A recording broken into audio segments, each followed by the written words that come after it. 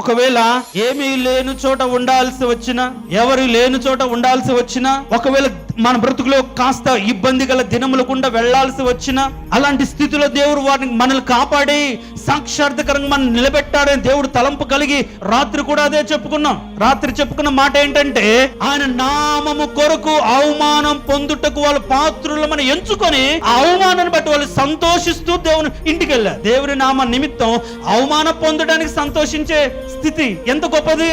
మనమైతే దేవుని నామ నిమిత్తం దేవుని ద్వారా దీవించబడ్డాము, గణపరచబడ్డాము, హెచ్చించబడ్డాము, దేవుడు ఆశీర్వదించాడు, అభివృద్ధి పరిచాడు అని చెప్పుకోవడానికి ఇష్టపడతాం. కానీ ఆయన నామం నిమిత్తము నీకంటే ముందు నన్ను ద్వేషించింది, మీ లోకంలో శ్రమ కలుగుతుంది, నిందలు కలుగుతాయి, అవమానించబడతారు అని దేవుడు చెప్పిన మాటను అర్థం చేసుకొని ఒకవేళ ఆయన నామం నిమిత్తం అవమానించబడే పరిస్థితులు వెళ్తూ ఉన్నప్పుడు కురింగిపోకుండా ధైర్యం తెచ్చుకొని ఆయన నామం నిమిత్తం నిలబడగలిగిన నమ్మకం మనలో ఉండాలి.